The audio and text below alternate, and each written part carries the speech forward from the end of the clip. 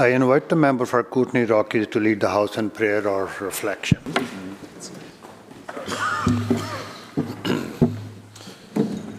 Heavenly Father, I come before you today with a humble heart, grateful for the opportunity to serve the people of British Columbia. Thank you for entrusting us with the responsibility to lead. May we do so with integrity, wisdom, and courage.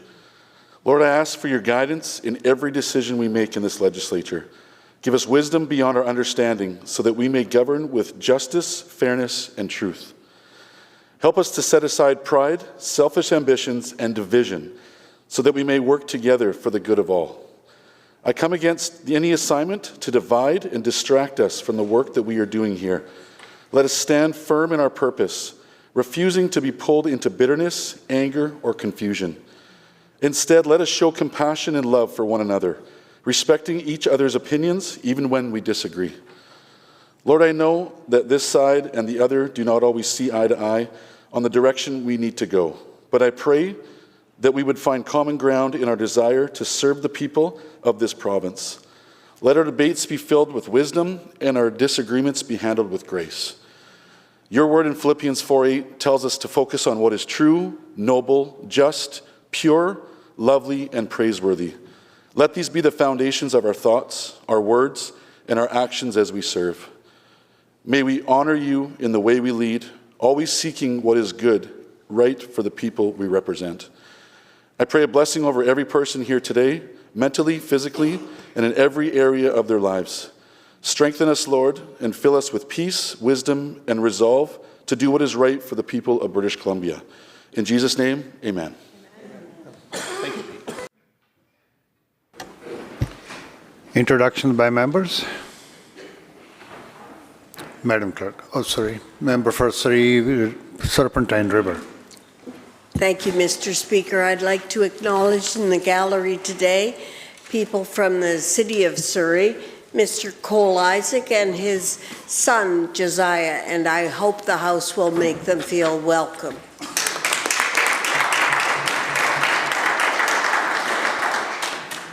Member for Langley Willowbrook. Thank you, Mr. Speaker. Today I rise to introduce a dear friend of mine, Michelle Molyneux, who is also one of our colleagues and candidate for Richmond-Steveston. Just want to give her a warm welcome. Hopefully all members can join to make her feel welcome today. Member for Kelowna Mission. Thank you, Mr. Speaker. I rise to recognize Alex Sagart, who is in the House with us today. Alex is a community advocate and president of the Conservative Richmond-Steveston Riding Association, a strong community leader who organizes the annual Steveston Santa Claus Parade and other great events in Richmond while advocating to Richmond City Council for better options for drug and mental health issues. He also just finished a stint as a member of the organizing committee for the Invictus Games as the logistics and transportation coordinator. Please welcome Alex.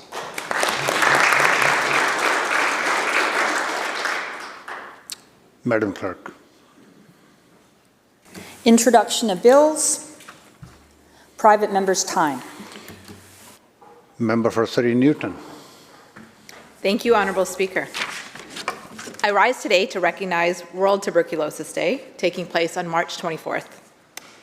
This day is not just a reminder of a global health challenge, it is deeply personal to me. In 2016, while in my last year of law school, I was diagnosed with tuberculosis. Like many others, I didn't even know it was possible to get tuberculosis here in Canada. At first, I didn't recognize the symptoms for what they were: chest pain, exhaustion, unintended weight loss.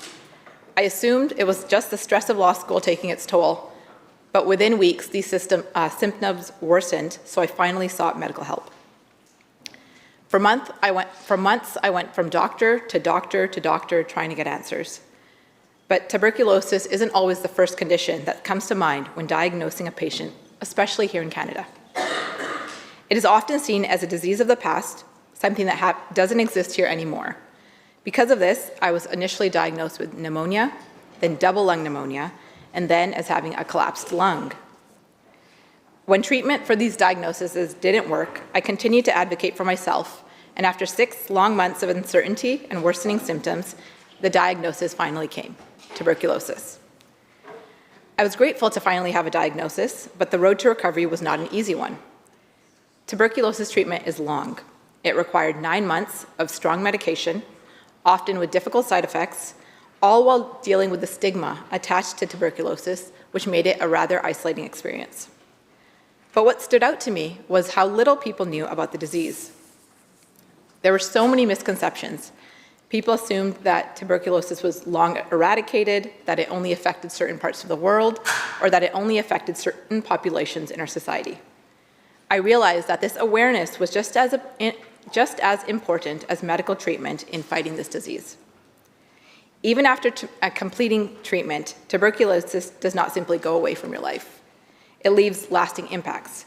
To this day, I still experience chest pain and have limited lung capacity, and that is a constant reminder of the battle that I fought. But I'm also carrying something else from this experience, and that's a deep appreciation for the healthcare workers who helped me through it. I'm grateful to the doctors, the nurses, and the specialists who finally identified my illness.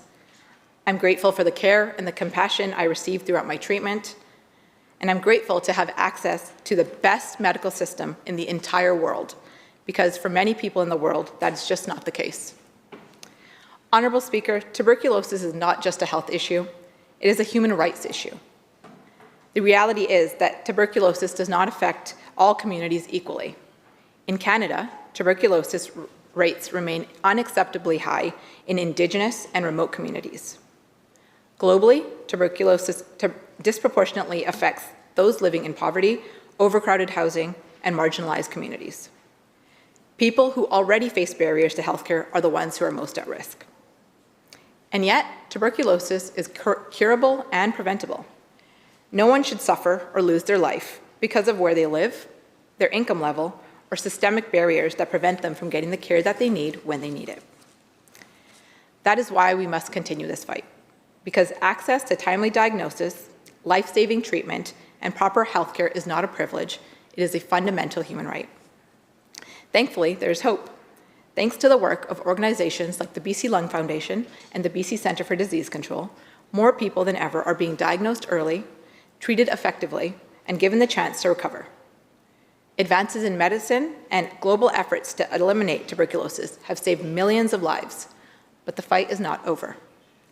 Honorable Speaker, I often think about how different my story might have been if I had not had the access to care that I received. What if I had not been diagnosed in time? What if I had not been able to advocate for myself?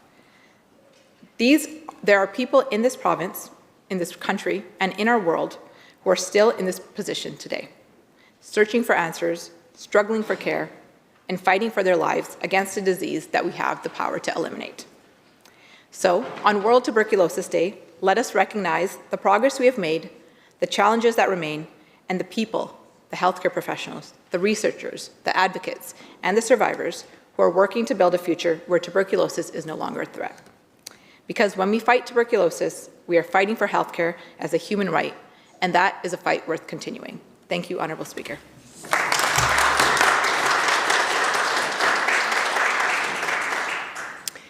Thank you, Member. Recognizing the member from Surrey Serpentine River. Thank you, Madam Speaker. I rise today to speak about a special man and a special place.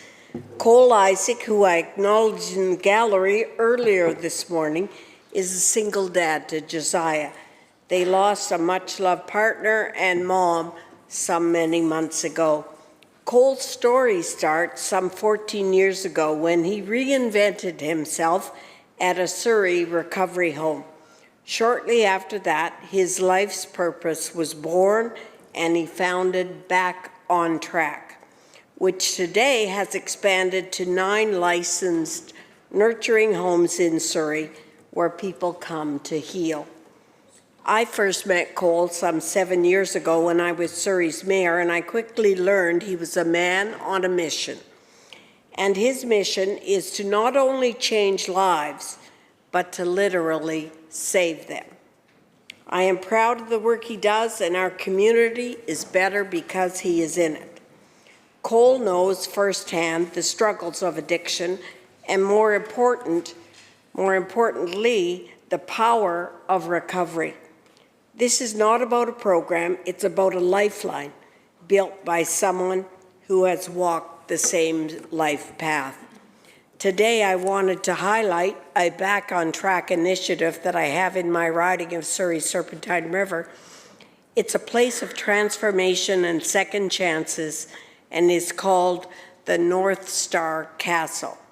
What makes it different than the other Back on Track initiatives is that this is solely supporting women pursuing a better life through recovery. I thought it appropriate after International Women's Day to highlight an effort that empowers women when they most need that sense of self and empowerment over their lives. There is only one women's recovery facility for every 15 we have for men. We could and we should have more. The castle has a wait list. It provides a safe and a structured home where women can connect, can rebuild, can find employment, and can reclaim their futures.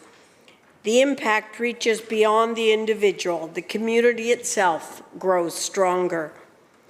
Consider Desiree, who surrendered to recovery after 2 decades, either deep in addiction or locked up in jail. She now says, because of the love and the support I found at Back on Track over 2 years ago, my daughter now has a mother. My face now has a smile, and my life now has a future. These days, Desiree works full-time with Cole and has become a recognized beacon of hope for the next person on the wait list to get into North Star Castle. This success story is illustrative that recovery is possible, and with the right support, women can not only heal, but find ways to pay it forward and give back, just as Desiree has done, and just as a founder of the castle has done. I am proud to see North Star in my riding, and I commend all those seeking a better path for their lives. I'm going to close with a comment from a man I'll call Pops, who says of recovery, I have a new lease on life, a place to call home, and a family from whom I have been estranged for nearly 30 years. Thank you, Cole, and to all those who do this important work. Thank you, Madam Speaker.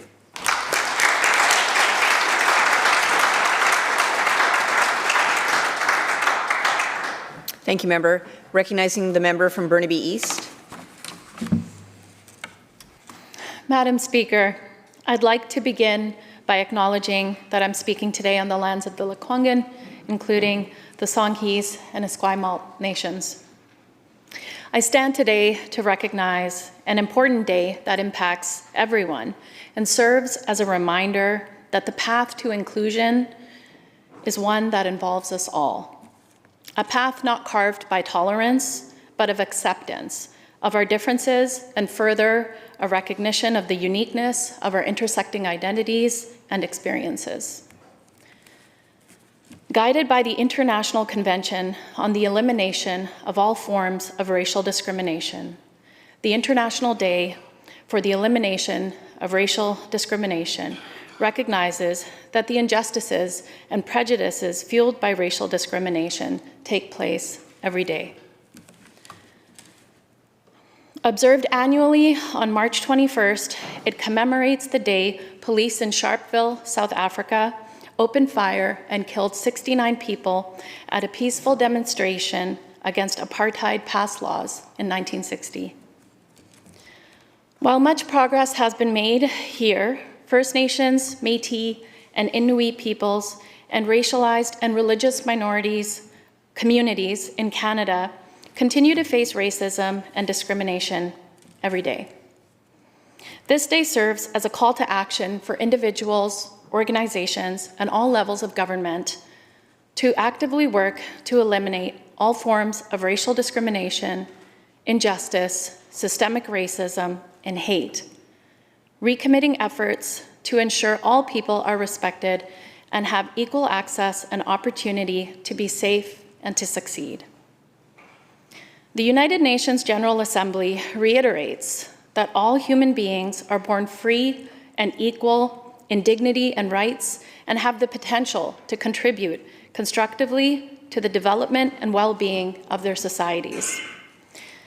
In its most recent resolution, the General Assembly also emphasized that any doctrine of racial superiority is scientifically false, morally condemnable, socially unjust, and dangerous, and must be rejected, together with theories that attempt to determine the existence of separate human races. Madam Speaker, we might be different colors of the crayon box, but make no mistake, we are one race, the human race. And I know the members on the other side like to say we're scripted, but let me be clear. We, like you, are passionate about the work that happens here, and I wrote this myself. To my siblings in First Nations and Métis communities, you are land stewards, healers, and knowledge keepers. You care for Mother Earth through practices of sustainability. You take only what you need when harvesting and leave enough so that the medicine can continue to grow and help others when they need it. You are thoughtful and consider 7 generations forward in your decision-making. You are sacred, bold, and brilliant. Your way of life is so entrenched in the caretaking of our planet, carrying out the duties of our or your Creator. I see the revitalization of your ways, and it warms my heart to see a little girl learning to throat sing with her mom, a multi-generational family sharing in their traditional dance, or a child speaking with their language with pride. May you continue to flourish, and may you have your land back. Sorry, folks, my pet died today, and I'm really feeling it. To my brown, black, and racialized siblings who share in their own traditions, you are what part of makes this province so unique. The language, dance, ceremony, and folklore, you are sacred and you matter. You are hardworking, resilient, and your focus on families is awe-inspiring. Many of you came here for a better life and sacrificed to ensure your children have the opportunities that you didn't. You are all remarkable, loving, and generous. To the parents whose hands look rough from a lifetime of work, we are reminded every day of the sacrifices you have made. I see you all, regardless of who you are, where you come from, how you pray, or who you love. I will finish with these final words, Madam Speaker, and I encourage you all to let it sink in. Diversity is a fact, equity is the work, and inclusion will be the outcome. Thank you, Madam Speaker.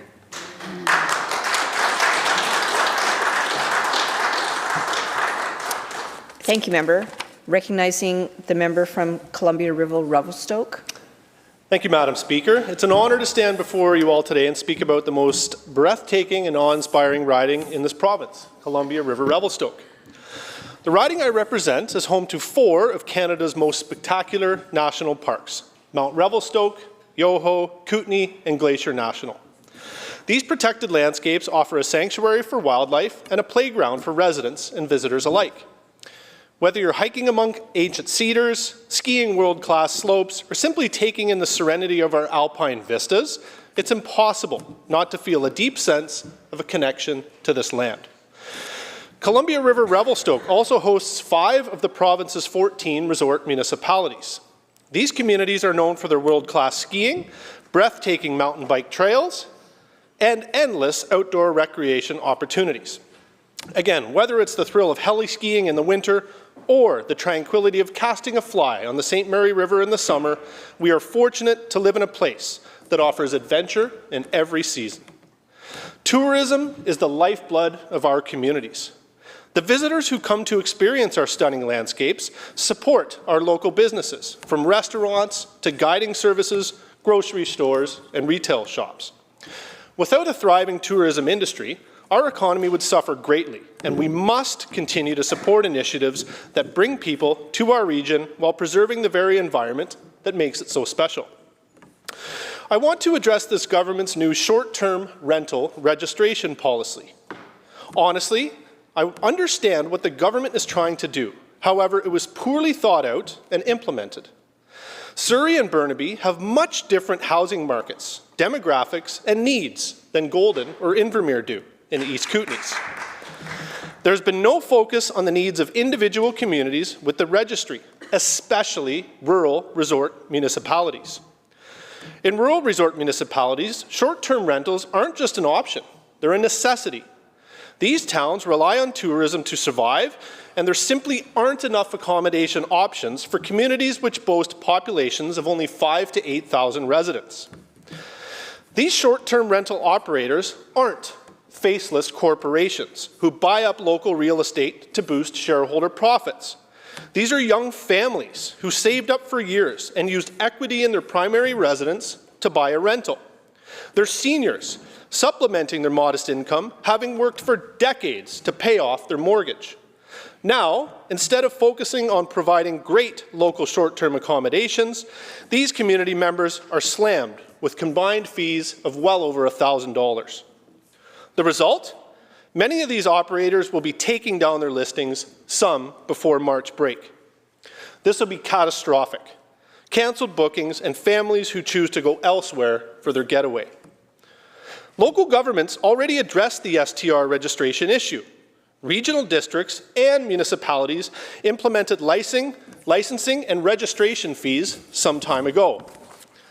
But this government feels like they've been left out and now have tacked on a second registration fee of up to $600. There's no return for rental operators whatsoever from this provincial registry. None.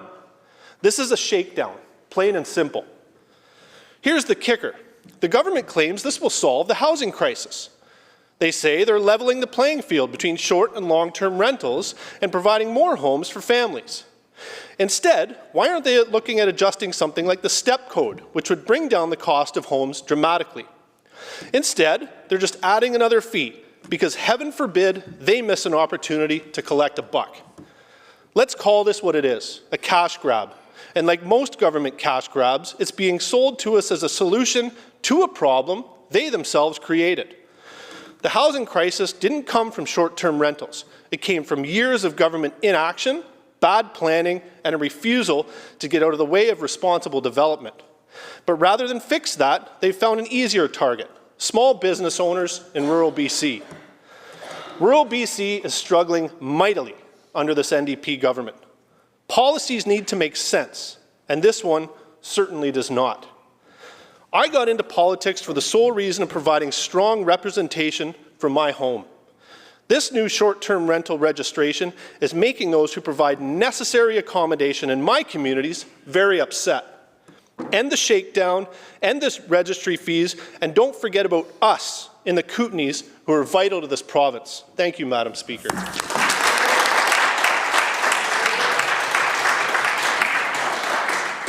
Thank you, Member. Recognizing the member from Coquitlam-Lodgeville.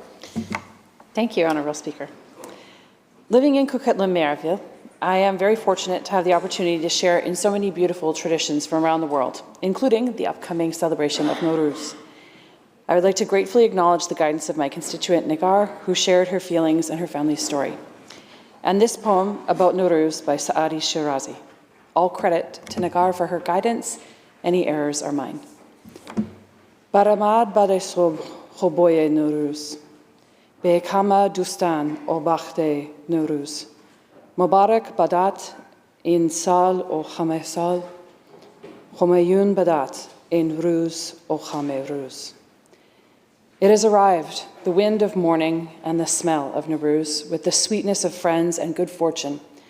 I wish you blessings this year and every year. May this day be prosperous and every day that follows. Nowruz marks the spring equinox and the beginning of the new year for many communities like Iranians, Tajiks, Afghans, the Kurdish people, Azeris, Baha'i, Ismailis, and Zoroastrians. It is a cherished day, a time when the spring breeze breathes life and hope into a brand new day. To start off the celebrations, we can leap over the fires of Chahrashanbe Suri, leaving behind the darkness of the past year, letting the flame ignite within us the promise of hope. I think we could all use some of that in times like these. And I'd like to share with you Nigar's story. Her family immigrated to Canada in 2015. At 10 years old, she stood at the gates of the Tehran airport, waving goodbye to her family, thinking that becoming a Canadian would mean sacrificing everything, her family, her culture, her identity, and all the traditions she cherished. Today, she is celebrating 10 years of being an Iranian Canadian, and to this day, she and her family set up the Hafseen table and celebrate Nowruz, keeping the fire of tradition and connection alive. Her family gathers to drink saffron chai as they read the wise words of Hafez at the Hafseen table. They visit the bank to collect crisp dollar bills, ready to hand out 80 to the young ones. And though their hearts ache for the loved ones whose absence feels particularly profound in this season, their dinner table remains full, filled with the warmth of friends who have become chosen family. And I want to acknowledge the open hearts of those who reach out to share their traditions, bring the light of celebrations like Nowruz to a wider circle. Nagar, who took the time to tell me about her experience and check my pronunciation. Amir and his family, who have shared many meals and celebrations with my family. Hania, who insists that I dance because food, dance, and tea are Persian love languages. And Mojgan, who is an extraordinary person. I hope that all of you have the chance to have someone like Mojgan in your life, because she is like the spirit of spring, like Nowruz in a person. She realized there are many Farsi-speaking seniors in our community who felt disconnected and alone. And the loneliness epidemic amongst our seniors is so real, especially when there can be an additional isolation of a language or culture barrier. So she organized to bring people together to share time, to enjoy conversation, to do activities together. And for years, she dedicated herself to building a place where Farsi-speaking seniors could gather to celebrate events like Nowruz, occasions and traditions that bind us together in happiness. And of course, Rehan and her husband Ali, who give of themselves to raise up others, organizing and working every week to ensure that over 4,000 people in our community are fed. The spirit of Nowruz is that of resilience, renewal, and community. This spirit continues to reverberate joy throughout the world, as it has for over 3,000 years. So, if you can, please come to the Tri-Cities Iranian Cultural Society's Chahrashanbe Suri Festival in Coquitlam on Tuesday, March 18th, and join many of us in our community as we jump over the fire to usher out the old, cold year and bring in the next with the warmth of spring. Haruzatan Nowruz, Nowruzatan Piruz. Happy Nowruz. Thank you, Honorable Speaker.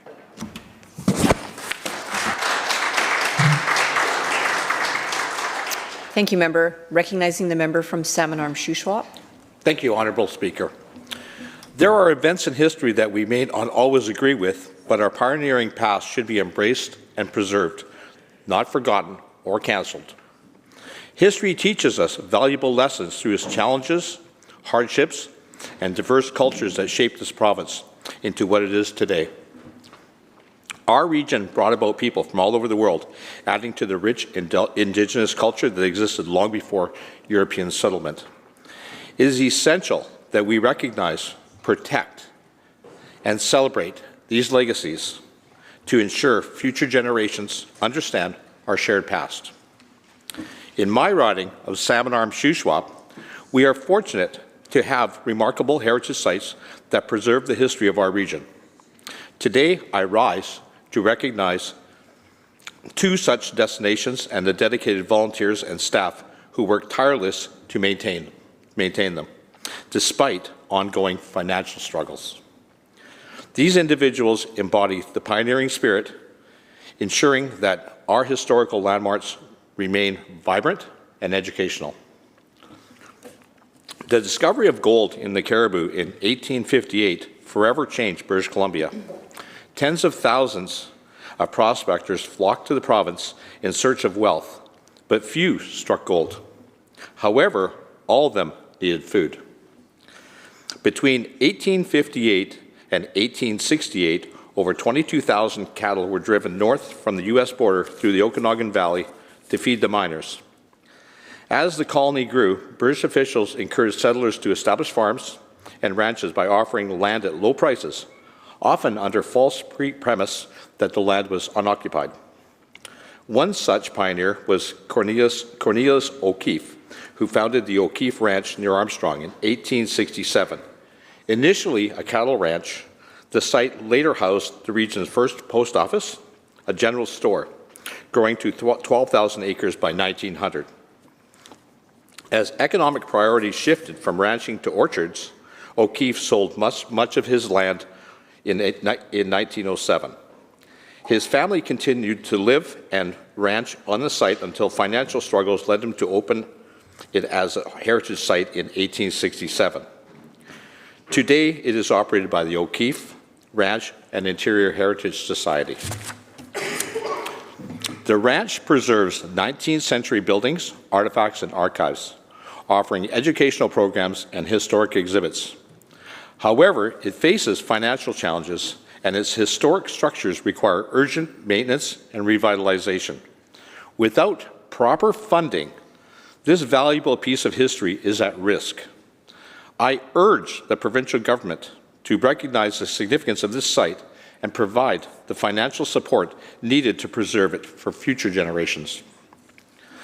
Another historical treasure in our region is the R.J. Haney Heritage Village and Museum, the largest heritage village in the Shuswap. This site showcases the region's rich in natural environment and agricultural history through immersive exhibits and educational programs. The property was originally owned by R.J. Haney, a pioneer who moved from Winnipeg to Salmon Arm in 1902. He built his first house in 1910, which remains on the site today. The Heritage Village was established in 1989 around Haney's house and two relocated historical structures, Mount Ida Church and Broadview School. Since the construction of the Montebello Museum in 2017, additional replica and historical buildings have been added, bringing the total to 24. Set on 20 acres of scenic farmland, the village includes interactive exhibits, a children's discovery center, walking trails, and the popular Villains and Vittles dinner theater, which runs during the summer months. Like many cultural institutions, R.J. Haney Heritage Village has struggled financially, receiving limited provincial funding since COVID-19 shutdown. The pandemic had a devastating impact on the heritage sites, and the recovery has been slow. Despite these challenges, the staff and volunteers continue to provide exceptional educational experiences and preserve the region's history. I encourage everyone to visit, explore the exhibits, and support this vital historical site. Enjoy a meal at the Sprig of Heather restaurant, famous for a rhubarb crisp, or take in a dinner theater show. These experiences not only enrich our understanding of the past, but it also contributes to the preservation of our shared heritage. Sites like the O'Keefe Ranch and R.J. Haney Heritage Village offer more than just history lessons. They are community gathering places, economic drivers, and sources of regional pride. Without them, we risk losing tangible connections to our past. I urge my colleagues and the public to recognize the value of these historical sites and ensure that they receive the proper financial support needed to thrive. Our past is not just history, it is the foundation of our future. Let's work together to protect and celebrate it. Thank you.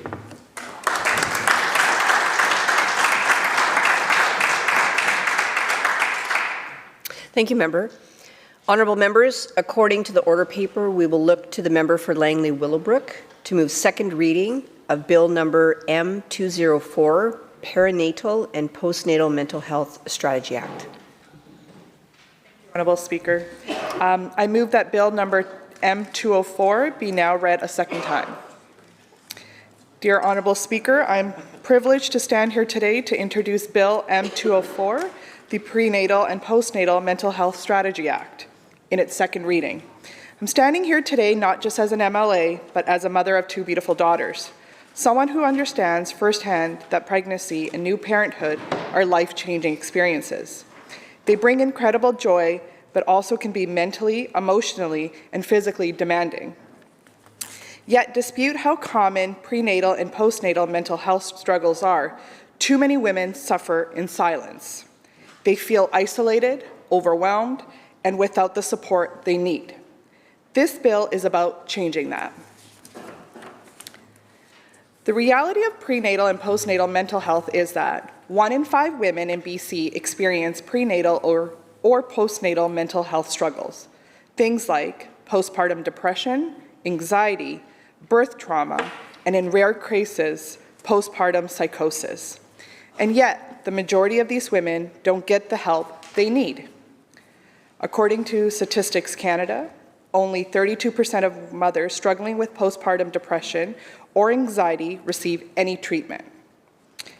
39% got therapy, and 38% were prescribed medication, and just 23% received both.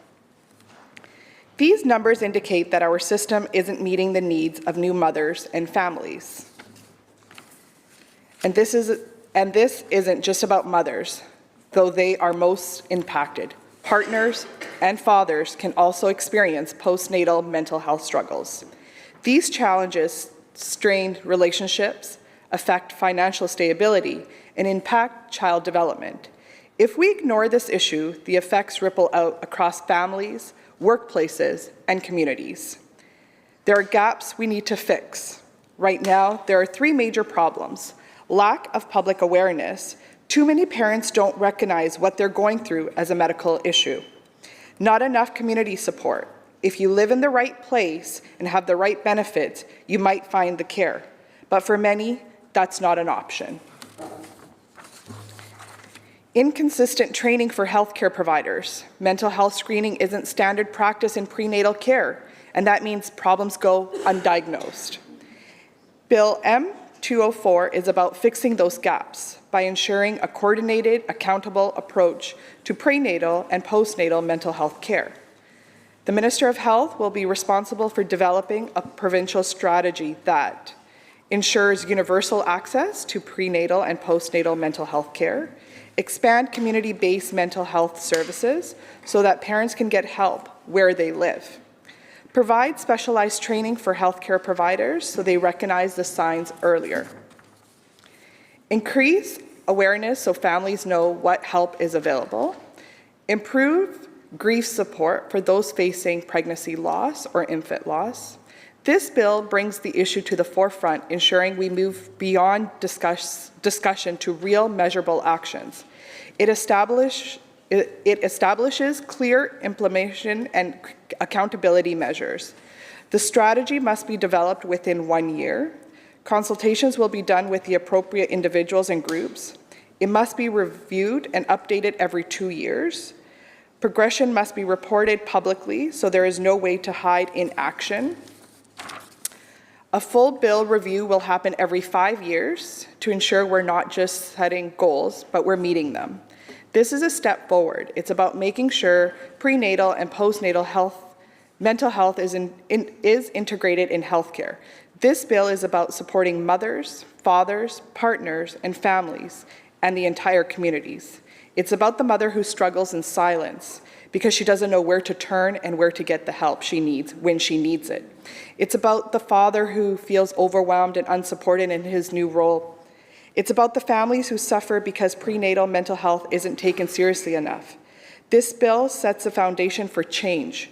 It makes sure that mothers, parents, and families in British Columbia have access to the care they need when they need it. Thank you.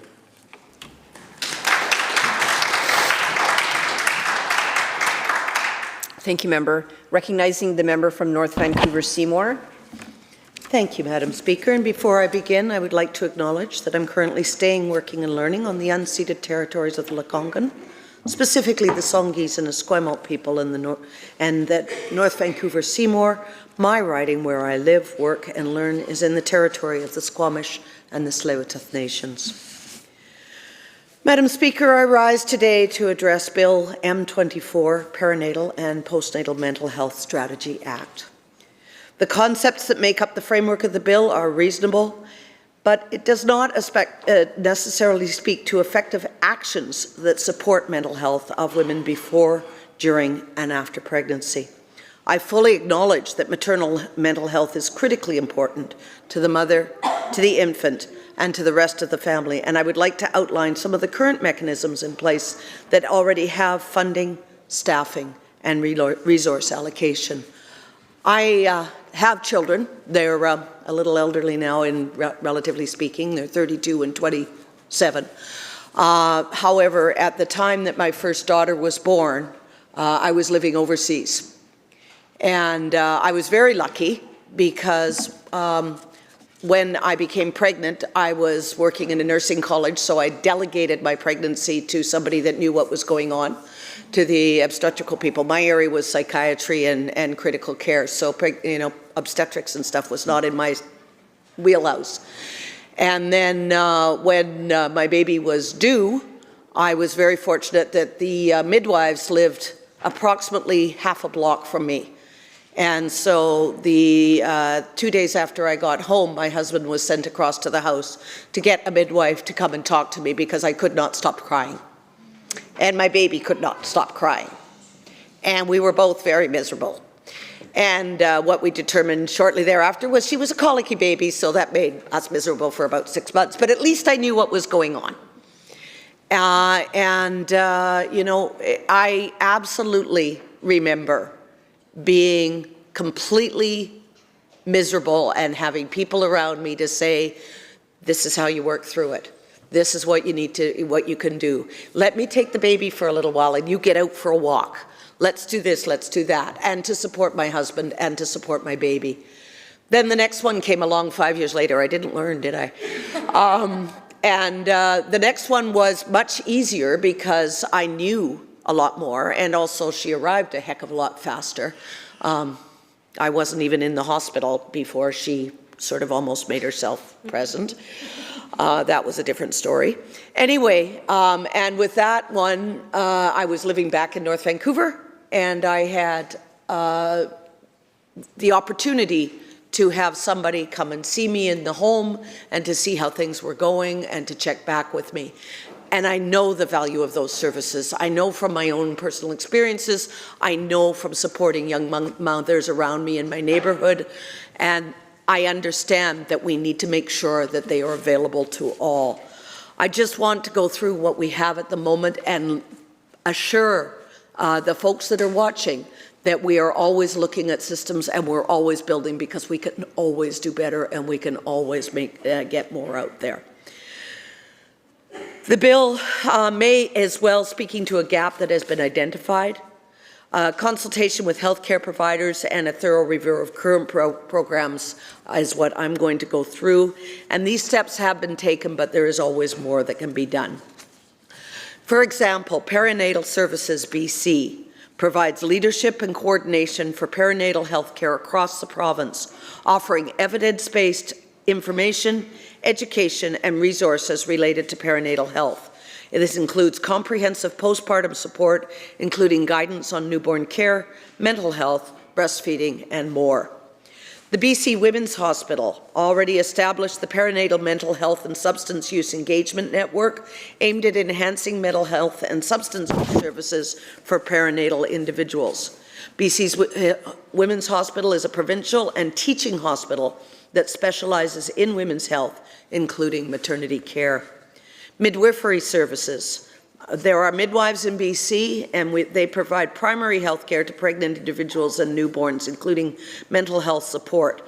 The BC Midwifery Program ensures these services are covered for eligible residents and is becoming more and more evident throughout the rural BC as well, which is an important step for us to take. Because the midwives are relatively recently recognized, and their skill and their expertise is very, very valuable. HealthLink BC 811, which is a confidential healthcare service provider, which provides access to nurses, pharmacists, and dietitians, as well as online resources about perinatal and postpartum mental health. And Carrier Sakani Family Services is an Indigenous-led organization that offers prenatal and postnatal support to Indigenous communities in North Central BC. As I said prior, these are some of the things that are out there, and there is more work to be done, absolutely. Additional services already in BC serve to meet the needs of other maternal populations, such as women who become surrogates or those who place their infants or children up for adoption. The Pacific Postpartum Support Society offers resources for postpartum depression and anxiety, recognizing the emotional toll of adoption and surrogacy. The Ministry of Children and Family Development's Adoption Services provides counseling and guidance for those that are considering adoption. Public health units across BC always serve as a critical access point for pre- and postnatal support. These units are available in rural and urban areas alike, ensuring that individuals at any stage of their pregnancy or postpartum journey can receive assistance. Part of the challenge is making sure that people know what's out there, and that is a very important piece of having a navigator to community health systems throughout the province. There's also a variety of programs that support partners and families. Fathers, too, can experience mental health challenges. As many of us in the chamber know, the emotional, psychological, and physical stress of becoming a new parent is not limited only to the mothers. Partners, too, can manifest anxiety, depression, and identity shifts. A couple of examples that are available for support in this area are the Canadian Men's Health Foundation, which connects men with local mental health resources, and the Dudes Club, which provides a space for Indigenous men to focus on their well-being. This bill has not really addressed the full spectrum of maternal and paternal clientele. However, it does speak to a gap that we are working on and will always be working on. The underlying idea behind this bill is a positive one. It acknowledges the need for strong perinatal and postnatal mental health supports. It does offer some areas that are needing to be filled, and there are some solutions that are already out there, but there are more coming. Instead of focusing on creating new programs from scratch, our government continues to work the evolving work towards ensuring these health services are accessible, available, and effective for all those that would benefit from appropriate care. Thank you, Madam Speaker.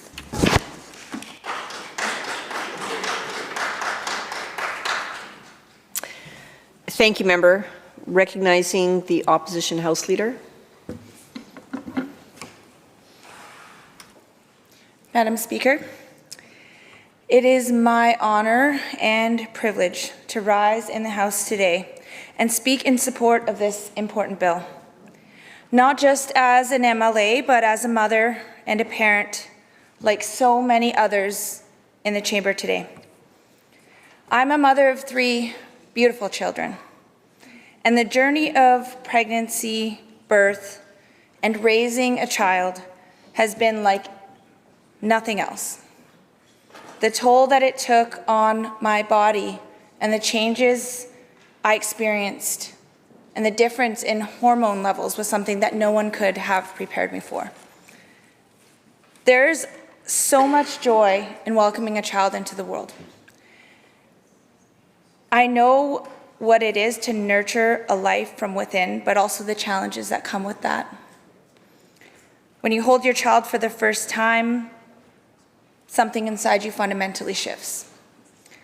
But I also know how demanding, exhausting, and overwhelming those early days can be. While I had many ups, there was also moments of extreme struggle. Moments of self-doubt, exhaustion, and uncertainty. And I know that for many women, it can be a lot harder on them than it is for others. A former constituent and friend of mine, who is a wonderful and inspiring woman, faced severe mental health challenges during her first pregnancy and postpartum. With her first, she struggled with the postpartum depression and anxiety, which escalated into a psychosis. Because she didn't feel that she could talk about this openly with her family, or anyone for that matter, she hid and suffered through it alone. But eventually she did push through. But she was terrified. She was very isolated during this time, and she does not know what would have happened if it wasn't for her husband and her family who stepped in when they were able to assess and notice that something was off with their daughter and the husband with his wife. So because of them, she finally got the help that she needed. She received the proper treatment, and she was put on the right medications. When she became pregnant again, which was just recently, she made the choice to continue her treatment and to stay open about her struggles if they were to come with her family and her supports, prioritizing her mental health over anything else. Now, with 2 children to care for soon, she understands that taking care of her mental health isn't just for her, it's for those 2 kids. Getting the right support didn't just help her recover, it's given her the stability and the strength to prevent another overwhelming and stressful crisis. This is the difference that real support makes. But not everyone has that kind of support around them. Madam Speaker, no woman should have to suffer in silence. The struggle is real, the isolation is real, and for too long, we haven't done enough to address it, to bring awareness and ensure that we are destigmatizing this issue for all women. That is why this bill matters. For too long, perinatal and postnatal mental health has been overlooked and treated as something women should manage on their own. But the reality is no mother should have to navigate this alone. This bill is about ensuring that real support, real care, and real change for women and families across British Columbia becomes a reality in our healthcare system, not just something that we talk about. When mothers don't get the care they need, it affects their children who need them to be healthy and well. It affects their families who rely on them. Oftentimes, women are the crux of families surviving the difficult times that we're facing right now. Their ability to recover, thrive, and care for themselves needs to be paramount in our thinking. This bill takes a critical step forward to ensure that perinatal and postnatal mental health is integrated into our healthcare system, that resources are available when and where they're needed, and that no woman falls through the cracks ever again. This is not a moment for politics as usual. This is the right thing to do. It's one of the moments where we can set all politics aside and come together to support something meaningful for our most precious asset, which is our children. That is why I proudly support this bill, and I urge all of you to do the same. Kwasai.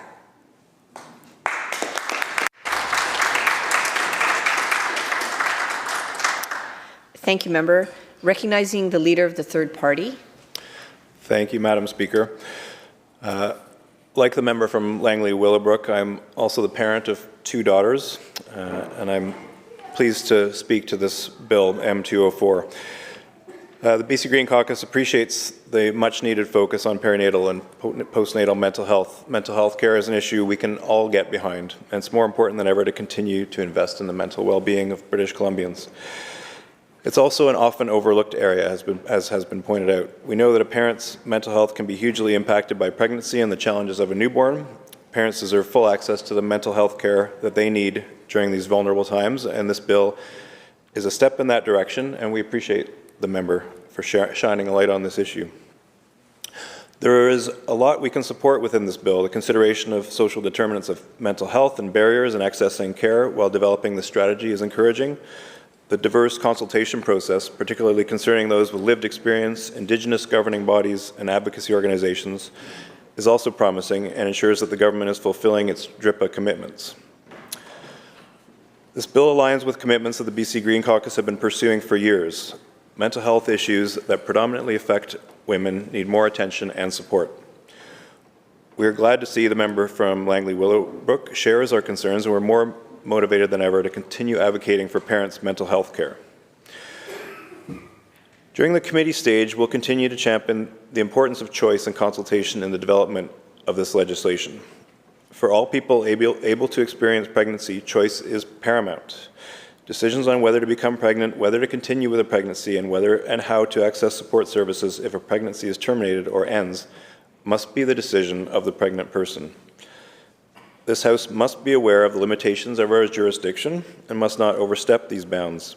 Provision of grief counseling for people who have experienced termination or stillbirth is welcome if that's the decision of the person most directly impacted. Increases in the availability of these services are welcome. A requirement to access them is most certainly not. I look forward to hearing more from the member responsible about their intentions with this provision. We also hope that the implementation of this strategy will come with an update to the Women's Health and Wellbeing Report to ensure up-to-date information on women's mental health. This report on women's health and well-being has not been revised since 2011, and the BC Green Caucus will continue advocating for an update to this report to create the most comprehensive and relevant mental health strategy. Overall, we're encouraged by the direction of this bill and look forward to supporting its development, ensuring that all British Columbians can access the vital mental health care services that they deserve. Compiling existing services into an overall strategy is important to pinpoint effectiveness and fill gaps. We hope that this bill will serve as an example of much-needed cross-party unity, showing that we are not as divided as we might think when it comes to the mental well-being of the people of this province. Thank you, Madam Speaker.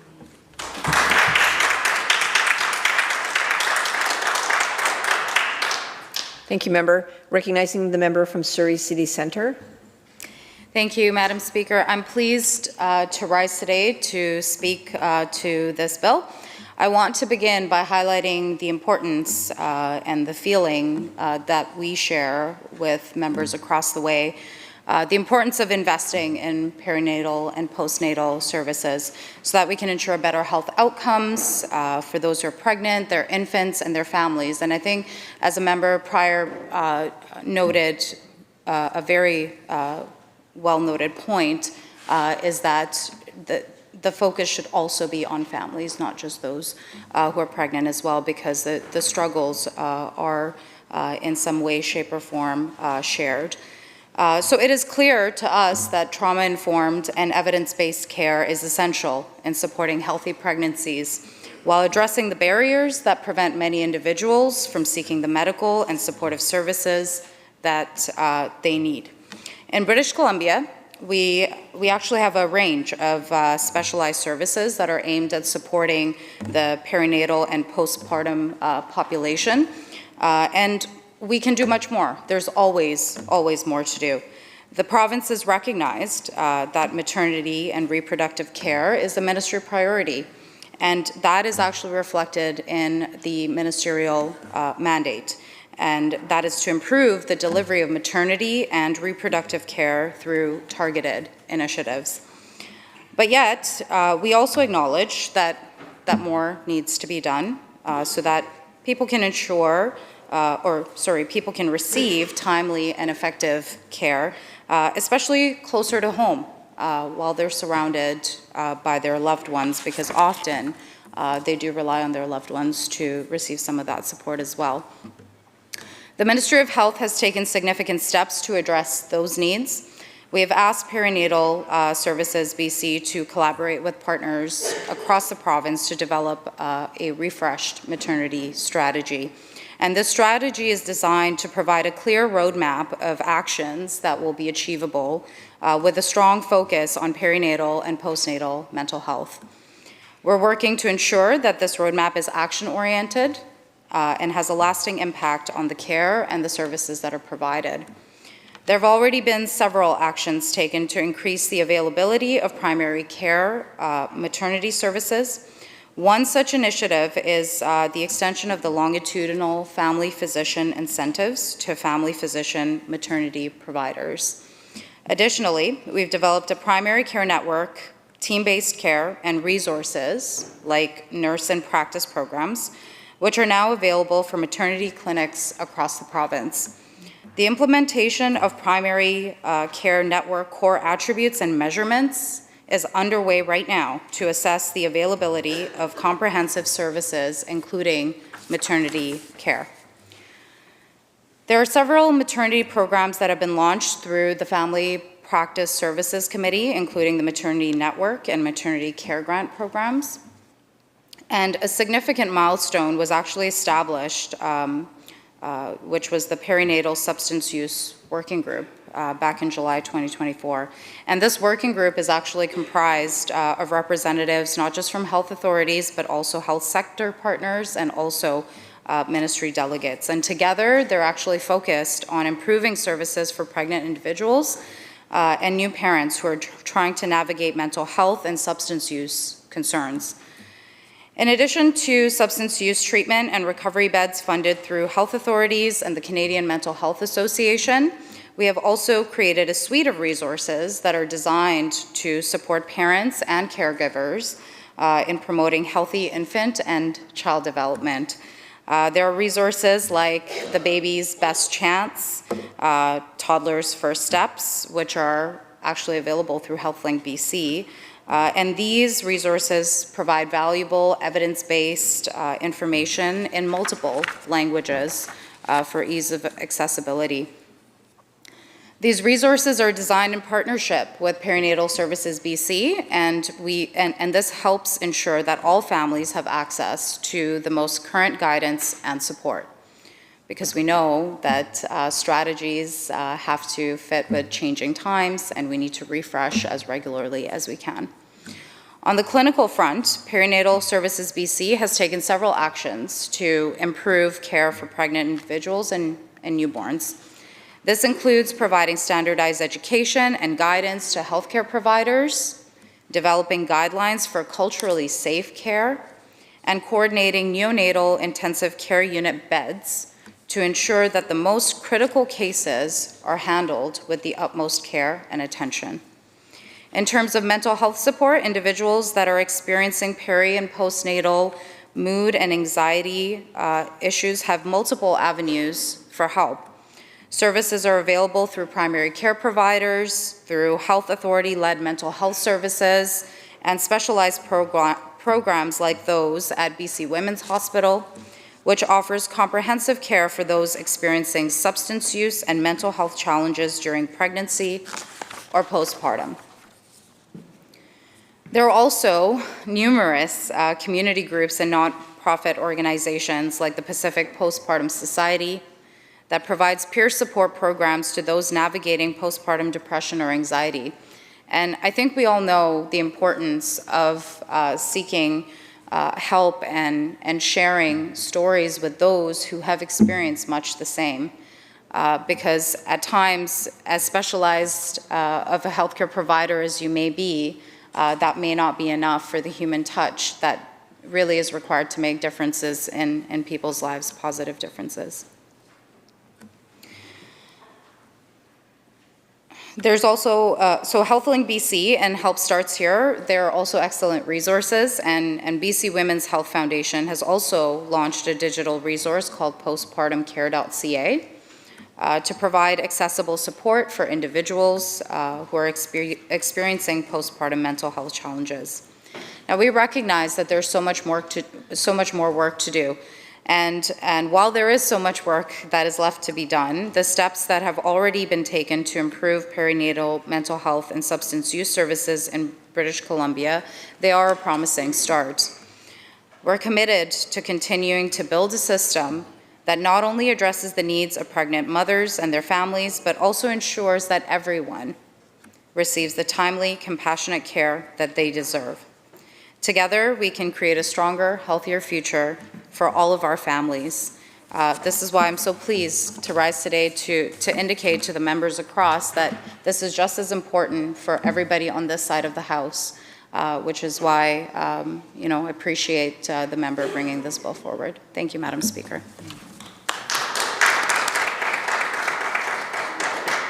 Thank you, member.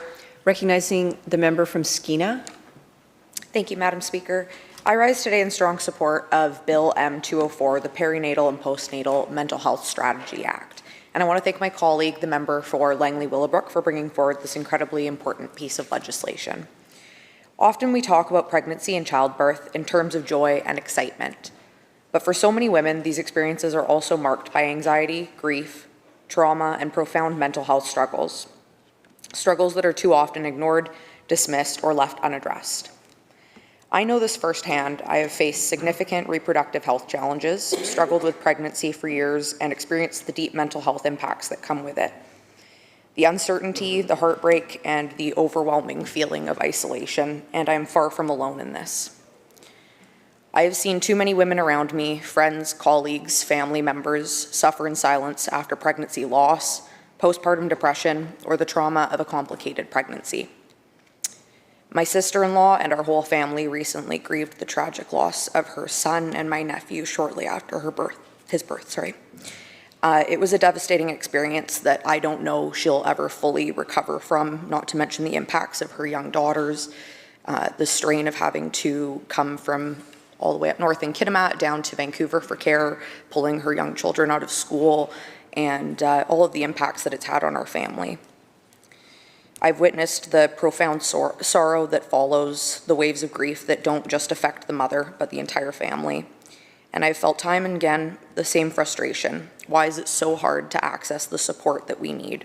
And why do so many families feel like they have nowhere to turn? The reality is this: perinatal and postnatal mental health care in British Columbia is inadequate, and families are suffering because of it. Right now, women facing postpartum depression, pregnancy loss, or traumatic births are left to navigate a broken system on their own. There are not enough specialized mental health supports, wait times are too long, and too often the stigma surrounding perinatal mental health leaves women feeling ashamed or unheard. Bill M204 takes real necessary steps to fix this. It will ensure universal access to perinatal and postnatal mental health care, expand community-based services so families can get help closer to home, provide grief counseling for parents experiencing miscarriage, stillbirth, or infant loss, increase training for healthcare providers so women are not dismissed or ignored, combat stigma and raise awareness of perinatal mental health disorders. These should not be luxuries. They should be standard care, yet right now too many women are left to suffer in silence. Madam Speaker, this bill is about more than policy, it is about people's lives. It is about ensuring that no mother, no father, no family has to navigate this pain alone. That when parents lose a child, when a mother is struggling after birth, when a family is drowning in grief, they have somewhere to turn. This is an opportunity to take real action, to say unequivocally that perinatal and postnatal mental health matters, and I urge every member of this House to support this bill and take a stand for the health, well-being, and dignity of every parent and every child in British Columbia. With respect, it seems as though the members opposite have spoken about this bill and not actually said whether or not they support it, and I really would urge them to support it. I understand that there are supports available right now for people, but for people in my riding specifically, there are not. I know far too many people that have struggled to access that care. As I said, I myself have struggled to access that care. Many people in my riding don't even have a primary care physician, so they don't have somebody to lean on during their pregnancy. They do not get access to the same supports that people in the Lower Mainland are able to receive. And like I said, the financial impacts, the emotional impacts, the impacts on the entire family, when people in my riding constantly have to travel down to the Lower Mainland to receive any kind of care or help through pregnancy, it takes a real toll on people. I've watched people lose jobs over it, lose their rental property, or the property that they're renting. I've even heard of people that have lost their mortgage over it after long extended stays. So this is something that desperately needs to be addressed, and so I hope that you would support it. Thank you.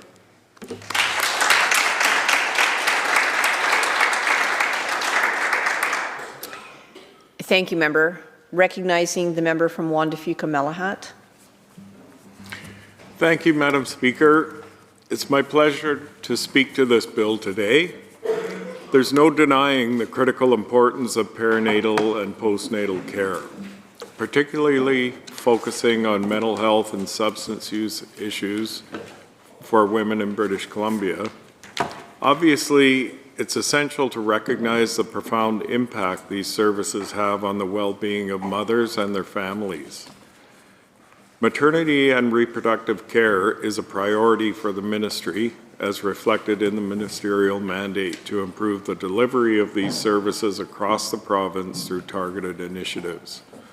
Over the past 20 years, the incidence rate of perinatal substance use in BC has nearly doubled, highlighting the urgent need for comprehensive support systems. Evidence suggests that in 2020, rates of substance use among pregnant individuals in the northern and interior regions were significantly higher when compared with the more urban areas. And as mentioned in the ministerial mandate letter, there's more work to be done in these areas. Individuals experiencing postnatal mood and anxiety disorders can access professional supports through their primary care providers, urgent primary care centers, health authority-led community mental health intake services. Specialized reproductive mental health services are available through BC Women's Hospital, Fraser Health, and Vancouver Coastal Health Authorities, requiring a referral from a healthcare provider. These services include assessment, treatment, and referrals provided by a multidisciplinary team on an outpatient or virtual basis. BC Women's Hospital offers the Families in Recovery program, providing specialized support to pregnant individuals and new parents navigating mental health and substance use concerns. Currently, there are 415 female-only substance use treatment and recovery beds funded through health authorities and the Canadian Mental Health Association, with 69 beds prioritizing pregnant women and 68 beds serving women with their children. As of August 2024, researchers identified 29 services specifically for pregnant individuals who use substances in BC, including live-in supportive housing facilities, wraparound community programs, and acute care programs. However, there's a notable disparity in the availability of specialized acute care beds for perinatal substance use outside of Metro Vancouver, with only one bed available in northern BC. So again, the Ministry of Health recognizes there's more that needs to be done to address these issues so that people are able to receive the care that they need where and when they need it. Healthcare providers across BC have access to perinatal mental health and substance use specialist consultations through the clinician-only Race Line and Perinatal Addiction Service from BC Women's Hospital. The Perinatal and Newborn Health Hub, provided by Perinatal Services BC, offers a clinical information resource system to make evidence-based, up-to-date perinatal and newborn health information easily accessible to all health professionals from anywhere in BC. Community groups and not-for-profit organizations such as the Pacific Postpartum Society provide in-person, telephone, or text peer support programs for individuals experiencing postpartum depression or anxiety. Reliable BC-specific information and resources are accessible through government sources like HealthLink BC, Help Starts Here. Additionally, the Women's Health Foundation, in collaboration with other partners, recently launched a new digital resource, postpartumcare.ca, to support the public. So with all that said, in conclusion, the merits of perinatal and postnatal care cannot be overstated. By ensuring comprehensive mental health and substance use services for postnatal women, we're not only supporting the health and well-being of mothers, but also fostering healthier families and communities.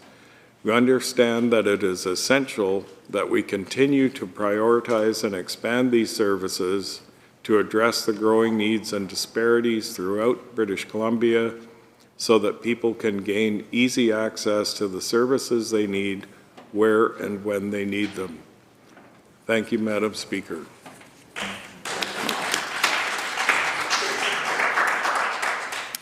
Thank you, member. Recognizing the member from North Island. Thank you, Madam Speaker. I wrote something to talk about today, but I'm actually going to go off script just listening to what's happening. I think the realities are different than what we're hearing on the ground. And I think this is such an important issue that we need to be apolitical and actually look at what needs to change. Talk is cheap. So when I hear about compassionate, timely care, that's evidence-based. And when I hear about, programs and working groups, when I hear about culturally safe care, and when I hear especially about, receiving the care when they need it and where they need it, well, I want to sort of talk about the reality on the ground, which is it's not happening. Right now, in my community, I come across women that are pregnant that have moved to the community, their third trimester, and they cannot find primary care. They cannot get into a clinic to see a nurse practitioner or a GP. And that's the reality, right? So how can we even assess for mental health issues, which is so important, because if we screen for mental health issues early, it changes the outcourse, okay? So 40% of screening, if you screen 40% of screened patient with depression end up doing well postpartum, so we need to screen early, and we're not doing that. In terms of access to psychiatry, all right, there's over right now 100 posting for jobs for psychiatry in BC. In my community, we cannot access outpatient psychiatry care. So if you can't access a nurse practitioner, a GP, OBGYN, and you can't even access psychiatric care if you do have mental health issues, how can we say you're receiving the care they need, where and when they need it? It's not happening on the ground. So if you do, let's say, end up needing admission in psychiatric care, all right? Let's say you delivered a baby, and maybe it doesn't happen often. It's maybe 1 to 2 patients in 1,000 births that women end up having a psychotic breakdown, which is actually a medical emergency. Very rare, but it's a medical emergency. Right now, if you try to access a psychiatric bed, and I'm not talking women's, because you're lucky if you end up at women's. Most of us don't live in Vancouver. So if you try to access a psychiatric bed, from my community, you will be held in emergency until a bed becomes available, and we have no psych bed. So can you imagine being held in emergency where there's stretchers in the hallway, and sometimes you actually have to put them in what I call the padded room, right? Because you can't sedate them enough until you can access a psychiatric bed. And unfortunately, in rural communities, it comes as a triage. We end up being last. So if you're not from Vancouver, Victoria, good luck, all right? So those are the realities. So please, let's not talk about receiving the care they needed when they need it, because it's not happening, and that's a reality on the ground. And I think this bill is so important because it focuses light on this very important issue. And I think with this, we need to be truly apolitical and vote for Bill M24, which is Perinatal and Postnatal Mental Health Strategy, because that will actually save us money. If we actually triage properly and treat properly, the outcome for mother, child, and family is so much better. The cost, it saves the public health system money. So let's talk reality, and so I support this bill.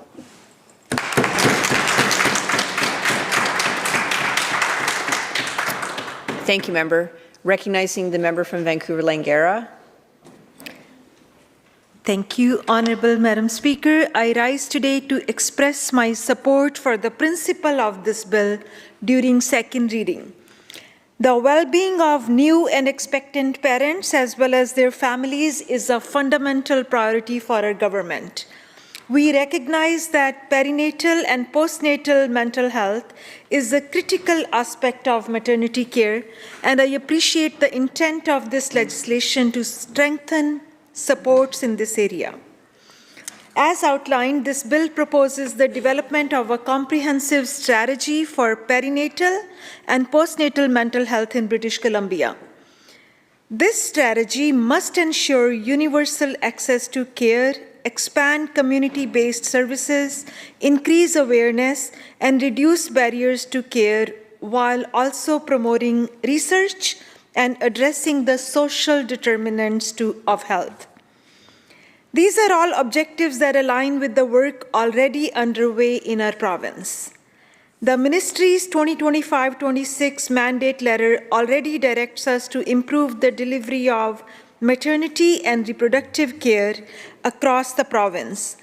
In support of this, we have made significant strides in strengthening primary care, which plays a crucial role in perinatal and postnatal mental health. This includes the expansion of the longitudinal family physician LFP payment model, ensuring fair compensation for family doctors providing maternity and newborn care in hospitals. On-call payments for facility-based maternity service providers through the Medical On-Call Availability Program.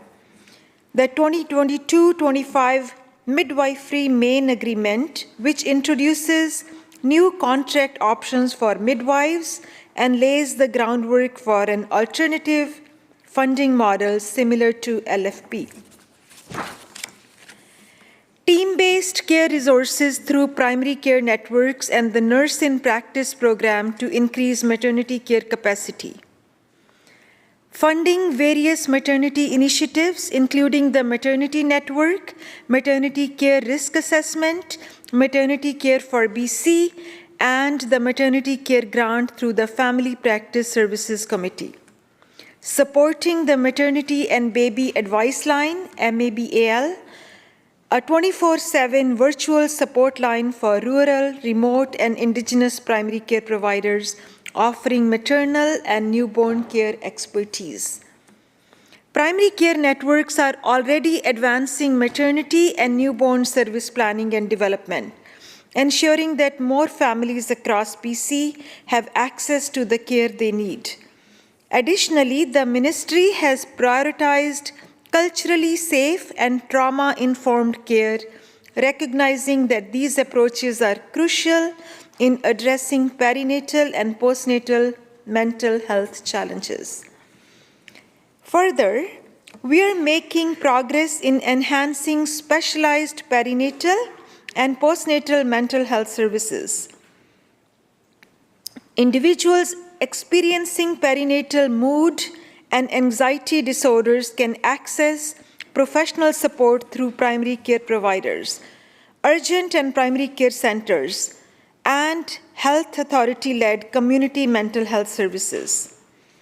Specialized reproductive mental health services are available through BC Women's Hospital and select regional health authorities, offering comprehensive assessment and treatment through a multidisciplinary approach.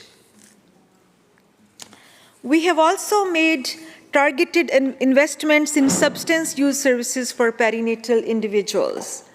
The Families in Recovery program at BC Women's Hospital provides specialized support for those navigating both mental health and substance use concerns.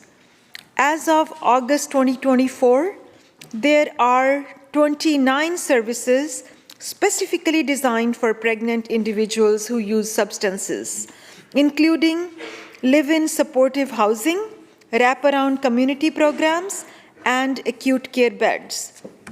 However, we recognize that there's more to be done to ensure equitable access across all regions of the province.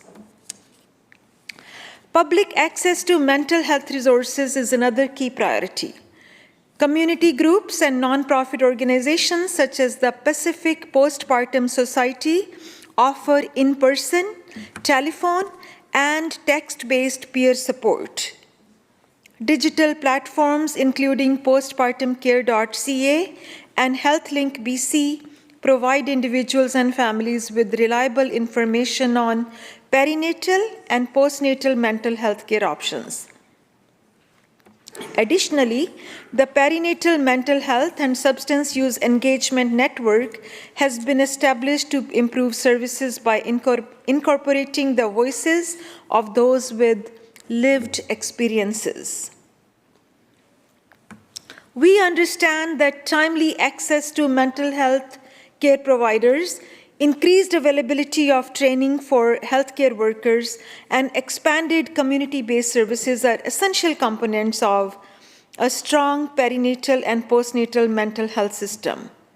That's why Perinatal Services BC has developed the Perinatal and Newborn Health Hub, a clinical resource system offering evidence-based guidelines for each stage of pregnancy and newborn care. This hub ensures that healthcare professionals have access to the latest best practices, including mental health support during the preconception, pregnancy, and postpartum periods. Additionally, we have partnered with UBC to create training resources such as the Not Just the Blues Perinatal Depression and Anxiety online module, equipping providers with the necessary tools to recognize, screen, and treat perinatal mental health disorders effectively. Honorable Speaker, while we acknowledge that further progress is needed, I want to emphasize that our government is already actively working on these priorities. The principle of the proposed bill aligns with existing efforts to refresh our maternity strategy, which is being led by Perinatal Services BC in collaboration with stakeholders across the province.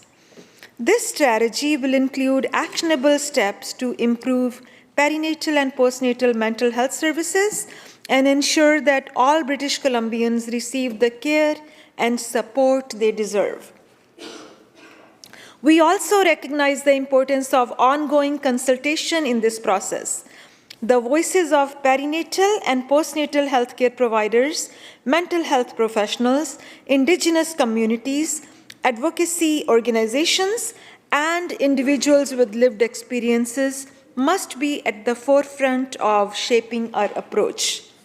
As we continue to refine and strengthen our maternity care services, we remain committed to reducing stigma, increasing awareness, and improving access to compassionate, trauma-informed mental health support for new and expectant parents. In conclusion, I agree with the importance of perinatal and postnatal mental health. Our government is committed to ensuring that the necessary supports are in place and the work already underway continues to build a stronger, more inclusive system for all families in British Columbia. Thank you.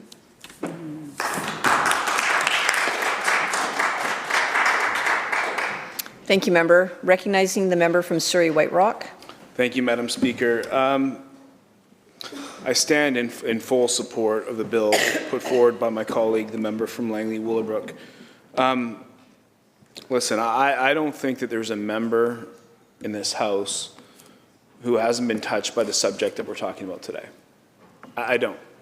But I do think, I really do think, in this time that we have here today, we are missing one big opportunity. We really are. And I say that with respect. It's not a political statement I'm making. I say it with respect. The fact is that this is an absolutely critical issue, and we all know that.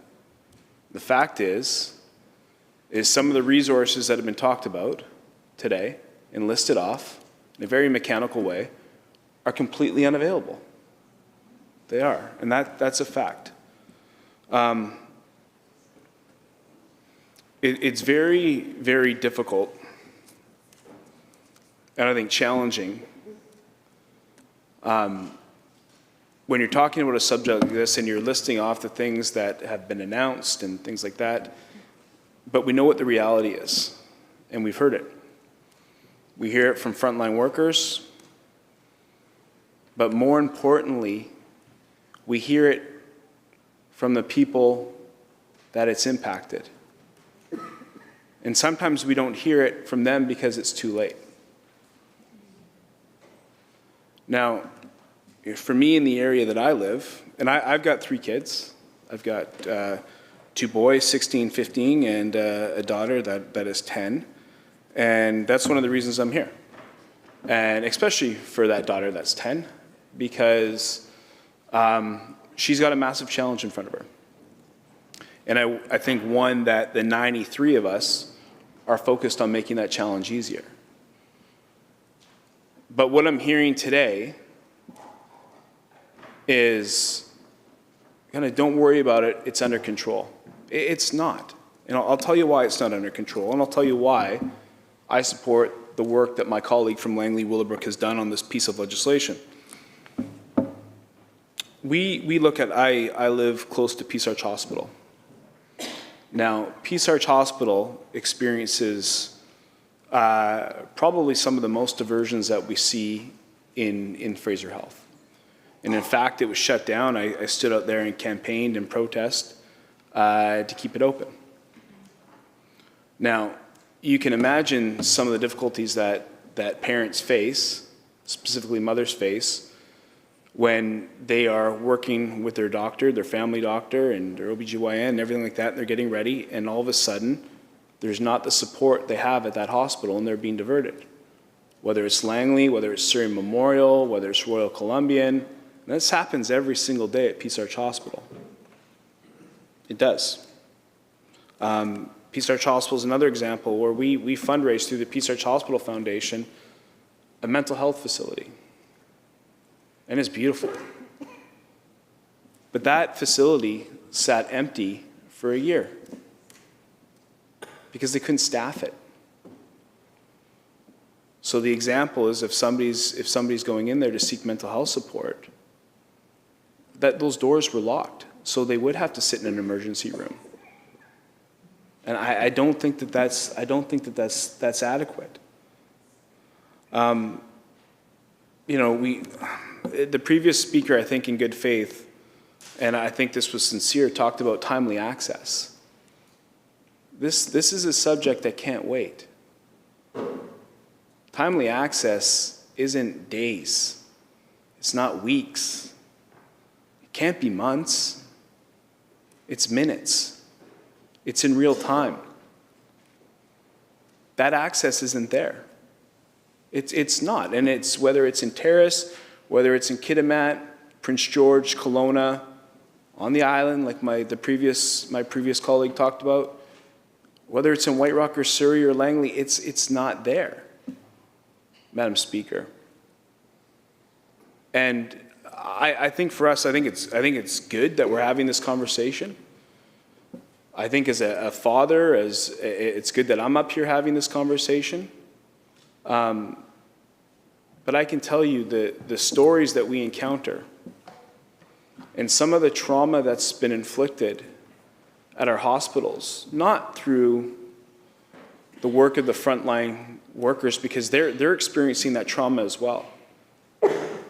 When they're trying to provide the best possible care for an expectant mother, and they don't have the resources to give that takes a toll on them.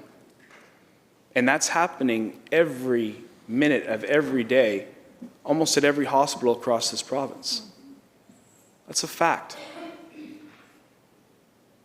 So we can get up and we can have communications give us a list of stuff that we need to come in here and read off of. Or we can actually have a conversation about what's going on and how we're going to fix it, because that's the expectation that my constituents have of me. And that's the bar that the member from Langley Willowbrook has set today. And I think we owe it to that, to have that conversation in a meaningful way.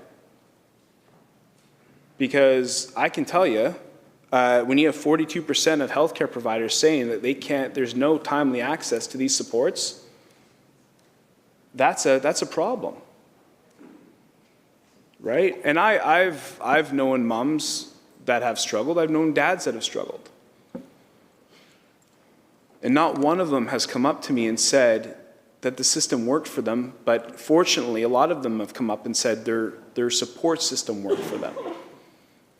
And that's very, very important. Right? Because a lot of these stories we don't know. Some people in this house have experienced these stories we don't know. But I think that we owe it to ourselves that when we have a piece of legislation like this put forward, we owe it to give it the respect that it deserves. I'm not necessarily sure. I know that we've revamped things. I'm not sure that that's happening today. I think it's a huge missed opportunity. I really do. I'm not trying to be disrespectful when I say that. But at the end of the day, as a parent, as somebody that's experienced this issue firsthand, I can tell you that what's contained in this legislation is important stuff. It is, and it's well thought out.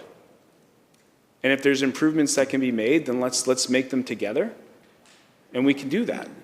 I think that's what the expectation is. When it's not a political statement. When the Premier got up after October 19th and said he was going to do things differently, he was going to work across the aisle, and he was going to find common ground, this is it. This is it. This piece of legislation is it. So let's do that. Because I can tell you the hotlines, the other things, those are important, but they're not working. They're not. And I don't want to come here and pretend that they are. You know, we need to make sure that we're providing support, right? We're not just for the parents, but for the frontline workers as well, and do with consultation. That's all contained in here. So again, I hope that as we continue this, we actually have thoughtful support, suggestions on how we improve it, and we don't go through this mechanical process of reading off a list. And because I know how important this is to everybody in this house. I really do, and I stress that. I know everybody's got a story. They don't need, it's up to them to share or not share. It's a very personal thing to do.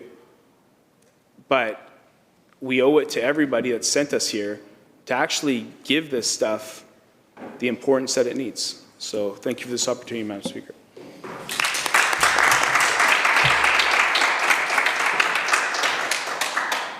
Thank you, member. Recognizing the member from Esquimalt-Colwood. Thank you, Madam Speaker.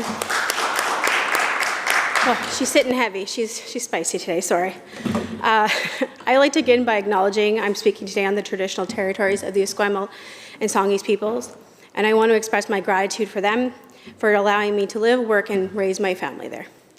I'd also like to thank the member for bringing Bill M204, Perinatal and Postnatal Mental Health Strategy Act, and I would actually hope that we all, at least in principle, support this. With over 42,000 births occurring in our province each year, ensuring access to mental health support during and after pregnancy is a vital component of maternity care. The Minister of Health's mandate letter explicitly states that maternity and reproductive care is a ministry priority, with a commitment to improving and delivering these services across the province through targeted initiatives. Our government is dedicated to advancing this work. Madam Speaker, I want to take a moment to share my personal experience, because I've heard lots of people say, you know, I've heard lots of personal experience.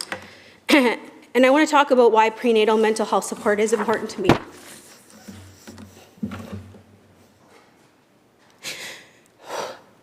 In 2023, I began my journey to motherhood. From the offset, I was classified as a geriatric pregnancy, which is hilarious for anyone who knows it's someone over 34, which meant I initially received the care in a clinic in Victoria I needed. However, as my pregnancy progressed, I found myself actually without prenatal care. My husband and I called every available provider, placed our names on multiple wait lists, and pled for a spot. The process was exhausting, mentally and emotionally. Eventually, we learned about what was called the unattached clinic at Victoria General Hospital, now known as the prenatal clinic. This clinic, created through collaboration with government, Island Health, and advocates for prenatal care, was a lifeline. Without their dedicated team, I would have not received the care I needed at all. In fact, in December 2023, I was one of 32 people who had no prenatal care, and they filled a vital hole. This government did that. They checked in regularly, provided vital information, and offered compassionate support to many others in similar situations. Throughout my pregnancy, though, I experienced emotional highs and lows. I questioned my ability to be a mother and struggled with my identity, as someone, to be frank, spent many years of her life trying not to become a mother. For years, I had been Darlene, the healthcare worker, the person who worked in mental health and substance use, who helped people, the municipal councillor, the Victoria Labour Council president, the BCGU activist, and my list can go on. But suddenly I was facing a reality of becoming just Darlene, the mom. And that fear brought on guilt, which only worsened my anxiety throughout my pregnancy. I knew many people long for motherhood, and that made me feel even more ashamed for struggling with my emotions. Whether it was pride from working in mental health or simple stubbornness, I resisted seeking counseling. We've heard people in this house today talk about how there's still stigma related to this, but there's stigma, let's be real, in mental health in general still, and we're still breaking down barriers. I can honestly say without the support I did have, I don't know if I would have made it through those dark moments leading up to my daughter's birth. Fast forward to December 13th. I was admitted to Victoria General to bring my daughter Evie into this world. We are told growing up, childbirth is supposed to be this beautiful and natural experience. Well, quite frankly, that's not the case for everybody. But December 14th is a day of complicated emotions for me. After a long and difficult labor, I had required an emergency C-section, and this is where my trauma began. I had an adverse reaction to the epidural, and my last memory before losing consciousness was feeling as though I was seizing on an operating table and feeling cold. The anesthesiologist reassured me, telling me to lean into it and that everything was going to be okay. And that's actually the last memory I have of my daughter's birth. I have no memory of her being born. Through photos that tell me it happened, though. To this day, I still struggle to look at those pictures without sadness as they bring me back to that moment.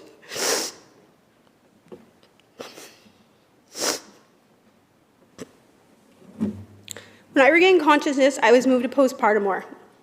My baby was taken to NICU due to concerns about her blood sugars. That first night, separated from her, I can still remember sitting in that bed in the hospital with those overwhelming feelings, hearing moms with their babies, and I had no idea what was going on. I appreciate the men speaking up here today because my husband also felt all these same feelings. My husband and I were informed that our daughter was having seizures, and a medical team, quite frankly, didn't know why. Over the weekend, we learned that she had HIE, and it's a very long term, so I'm not going to explain it out. But essentially, it means she lost oxygen at birth. And the uncertainty of what this means for her future shattered me and my husband. On Tuesday night, without my little girl, who had her admitted NICU, I was sent home. That night, home alone, I woke up cold, crying, and on the verge of a panic attack. And I knew I needed help.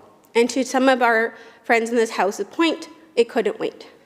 Through rosehip midwifery, I was connected with a postpartum midwife named Rebecca.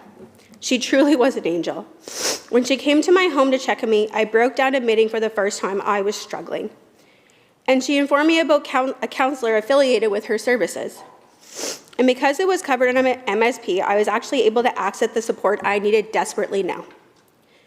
That counselor not only helped me process my birth trauma, but also guided me through my transition into motherhood and all the feelings that came with it.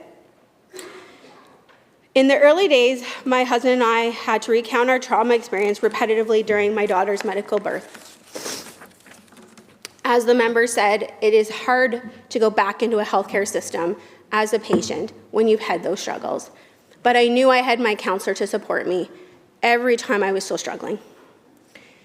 I am deeply grateful for the support I received. Even now, following up with appointments sometimes still brings back memories. As you can tell today, this never really goes away. You just learn how to cope.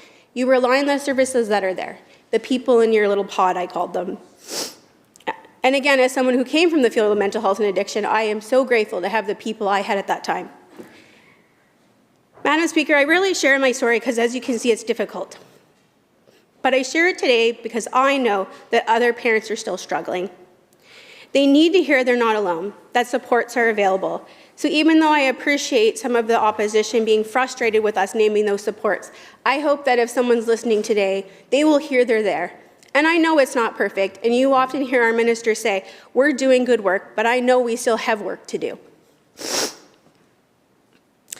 Every day, my little Evie grows into an amazing little girl. And I hope one day if she's watching this one, or if any of my other colleagues' kids are watching this, I want them to know that people in this chamber work to ensure their supports exist. Not just for my little girl, but for every child and parent who may need them. And I want her to know that despite everything, I would not change a thing because it brought her to me. And as we can all see, I'm expecting baby too. Both sides of this house have been very sweet, checking in, how's it going? Because at the end of the day, we're all here to support British Columbians.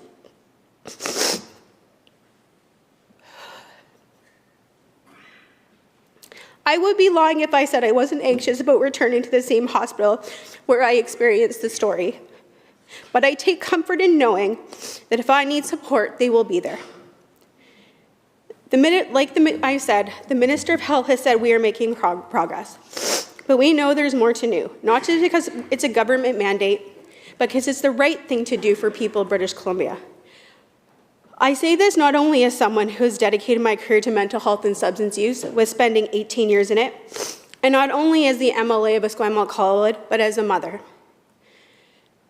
Today I saw a really interesting quote on Facebook, because that's what we do in the morning when we're on our way here. It says, look for something positive in each day, even if days you have to look a little harder. So for the parents who are out there struggling, it's going to be okay. Today might be a hard day. If you got up and put your feet on the ground, it's great. If you showered, bonus, for any new parents who've all been down that road. I want you to know your feelings are real, they are valid, and you are not alone. And please remember, if you need help, to reach out, that it's okay to reach out, that the stigma needs to end in mental health for our people and our friends that need prenatal and postpartum care. Support is available, but I do recognize we have more work to do. And each and every one of you deserve it. Thank you, Madam Speaker.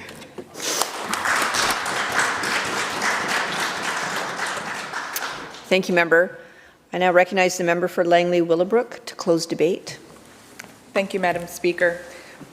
I just want to thank everyone that spoke on my debate today for Bill M204 and sharing their personal stories. I can see how difficult it can be to express and, share their true stories and stories of other family members. So I want to thank each and every single member. We spent this time talking about a critical issue, one that affects mothers, families, and communities across British Columbia. The reality is, in the statistics, 1 in 5 women experience prenatal and postnatal mental health struggles. Most don't get the help that they need when they need it. Like one of my colleagues mentioned, because right now, 1 million British Columbians don't have access to a family physician. So when untreated, these challenges don't just impact parents, they impact children, partners, and the entire family. The statistics are reflective of real people, about mothers and parents struggling in silence because they don't know where to turn, when to turn, or because the help they need isn't there when they need it the most. Too often, prenatal and postnatal mental health goes unrecognized or is treated as secondary, something that can wait, something that isn't urgent as physical health. But prenatal and postnatal mental health is health. We wouldn't ignore a physical health crisis in a new parent, so why do we let mental health go untreated? This bill isn't about recognizing the issues, it's about taking real, measurable steps to fix it. I understand there's a lot of mental health support that's already there, and it's been mentioned, but we need to take steps that need to fix the stigma, the fear of getting the help, to remove barriers that stop parents from getting the help they need. It makes mental health care part of prenatal where it belongs. It ensures long-term accountability so this issue isn't ignored. Right now, too many parents fall through the cracks because of stigma, lack of awareness, and inaccurate resources depending on where you live. This bill ensures that mental health support is integrated, accessible, and proactive, not just an afterthought. When we support prenatal and postnatal mental health, we're not just supporting mothers, we're supporting and strengthening families. We're giving parents the tools they need to navigate the challenges of early parenthood. We're helping children grow up in a stable, supportive environment where their caregivers are mentally well. We are investing in the future well-being of our communities because when mothers thrive, our society thrives. We can make sure no mother, no father, no family in British Columbia has to suffer in silence again. I introduced this bill because I'm a mother of 2 daughters. I understand how important this matter is. I've gone through it myself. I introduced it because no mother should ever have to feel alone in her struggles. No partner should feel like they have nowhere to turn. No family should suffer because mental health care wasn't available when they needed it. We have a chance to make a real difference today. So that's the urge that I have in wanting the support of all of you for this bill, not just because it's something that's personal to me, but I feel no mother and no father today or any day should be suffering, but for families and children of tomorrow. Thank you.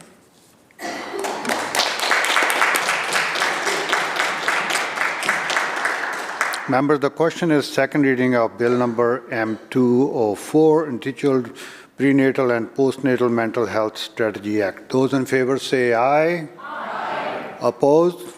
Motion carried. Division has been called. Members, then pursuant to Standing Order 25, the division is deferred until 6 p.m. today. And Government House Leader. Thank you, Mr. Speaker. I move this House to now adjourn. You heard the question to adjourn the House. All those in favor say aye. Aye. Opposed? Motion carried. This House stands adjourned until 1:30 p.m. today.